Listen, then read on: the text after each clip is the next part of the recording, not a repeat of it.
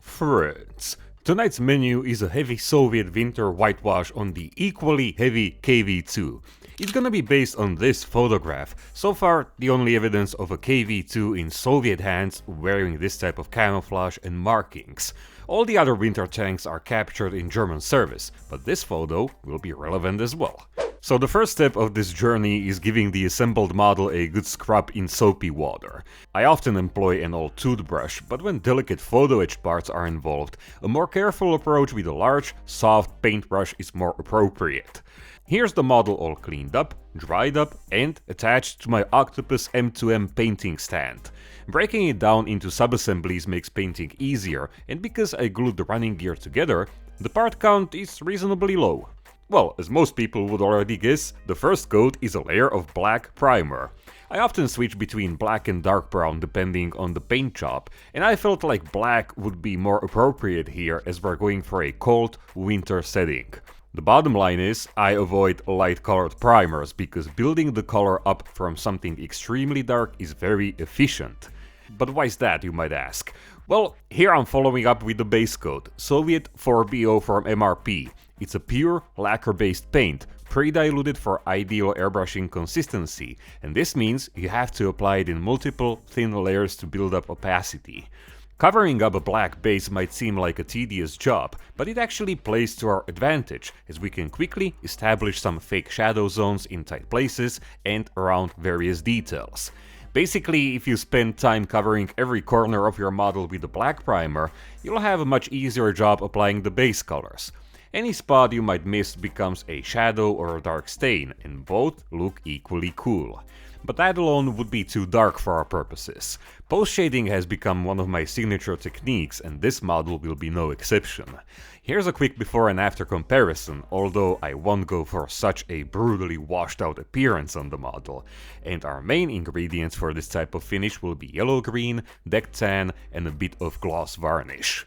Although the endgame for this video is a winter whitewash, we need a surface where we can apply it, right? And here I'd like to explain two things. I would normally go for a more desaturated tone on a tank set in winter. It just emphasizes that cold, gloomy look, and works better with the white camouflage. So normally I'd most likely use buff from Tamiya instead of yellow-green, but guess what? I was all out of buff, and the new bottle I ordered didn't arrive in time. So I ended up going for the tried and tested mixture of the original 4BO and a few small drops of yellow-green. This combo works like a dream, but the result looks pretty warm, ideal for a summer setting for example. However, tone aside, it's quite impressive what a single layer of post-shading can do to a surface, especially on a large flat boxy turret of a KV-2, right? This alone would be a perfect base for some subtle weathering. However, we need more contrast, so let's carry on. The second highlight layer is the same as the previous mixture, but with a few drops of deck tan added. This gives us that desaturated look we're after. And now I can get back to my second point I wanted to talk about. When you're creating a winter camouflage, a good thing to keep in mind is the contrast between the original tank's color and the whitewash. For example, if I left the model in the original 4BO from MRP and sprayed the winter camo directly on top of it, the contrast would be so strong that the protective green would appear almost black. That's why a bright, pale, desaturated base color works much better with the winter coat. The contrast isn't gonna be as strong, so the overall finish is gonna be more harmonious. Also, the 1/48 scale is truly amazing because of its compact size. I had this post-shading wrapped up in one Friday evening and was honestly so happy with the result that I didn't even want to cover it up with the whitewash. I mean, some dust effects, a pin wash, and it will turn into a pretty good KV-2 from the summer of 1941, let's say. But anyway, back to our original plan.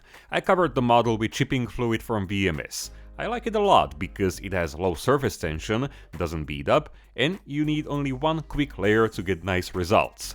Now, I wanted to post-shade the winter camouflage as well, so I mixed a bit of 4BO into the first layer. Because when you think about it, how are you gonna post-shade a layer of white paint?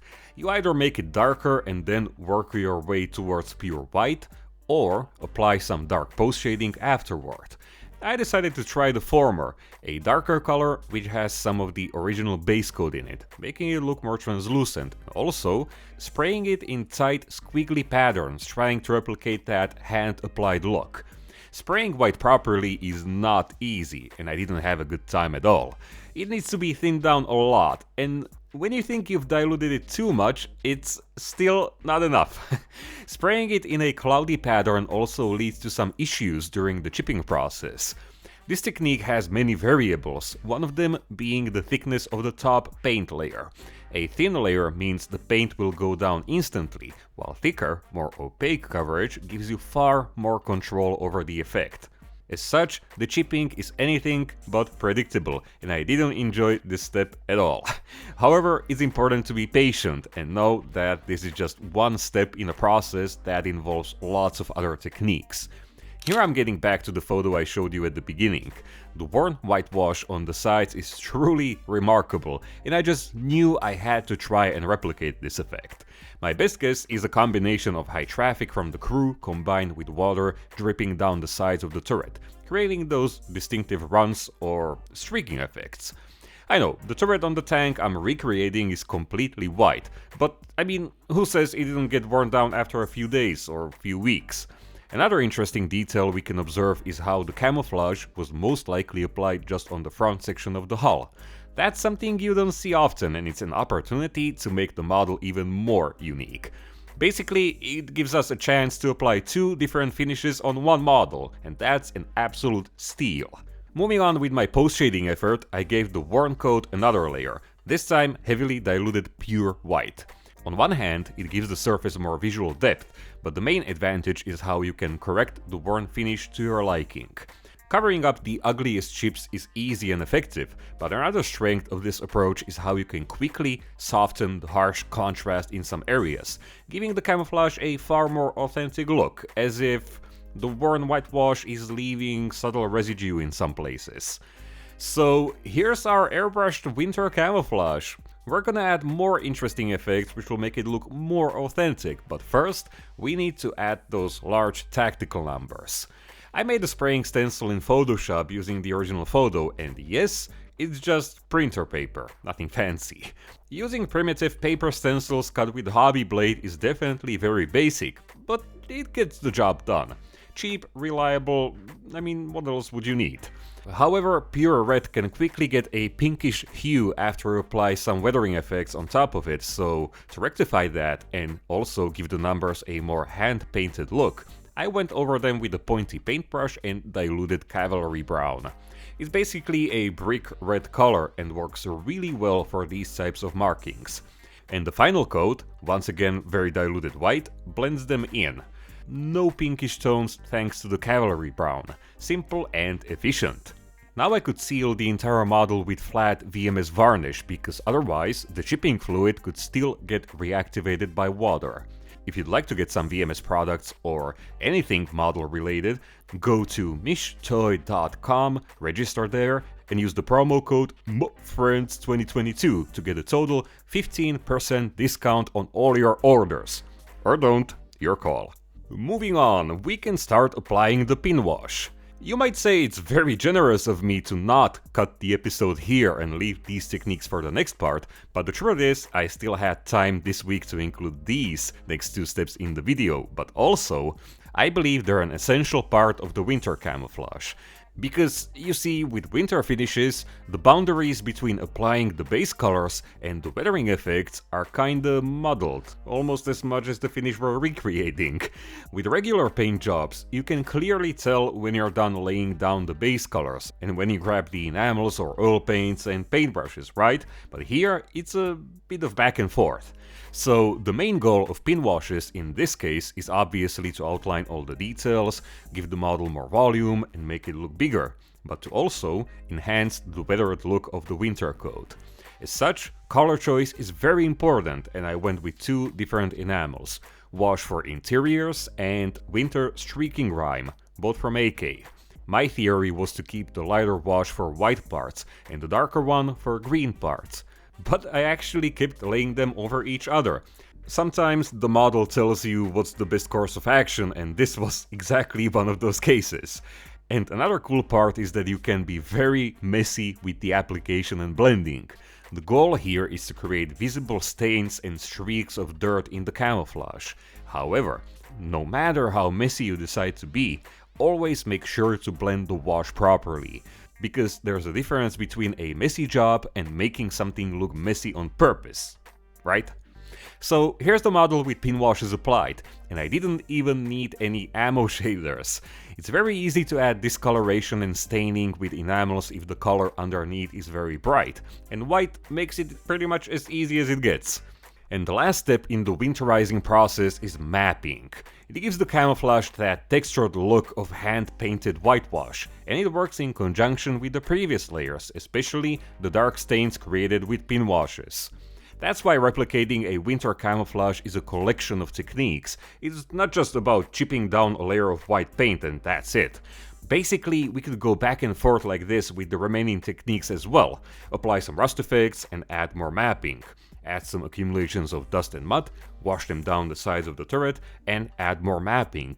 It all depends on how deep and layered you want the result to be, and also, obviously, how much time and effort you want to put into it. But personally, I think this is the final stage that wraps up the winter camouflage, because every technique we apply afterward is gonna be applied over the entire model, not just the white areas. Washable white from ammo or AK is a paint specifically developed for this purpose, and it leads to some awesome results. However, because I forgot to buy it, I had to use regular white from Vallejo. But as you can see, if you work swiftly and blend the paint with tap water before it bites into the surface, the results can be pretty nice. So that about does it for tonight, my friends. We have the KV-2 painted in its basic colors, and the winter whitewash is pretty much done in most places.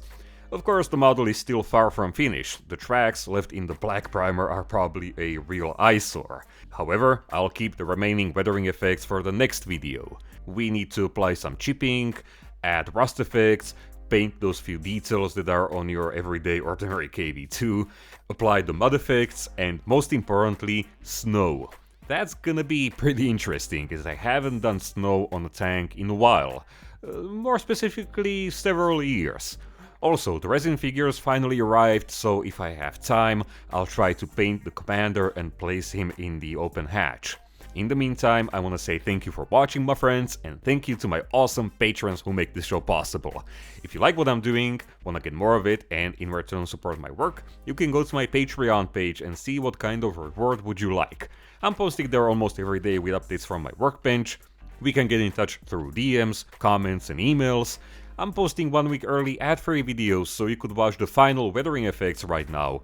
I also have some small 3D models for detailing your projects, a bunch of references from the real world if you need inspiration for old buildings, landscapes, and so on, and these beautiful studio photos which you can download in full resolution.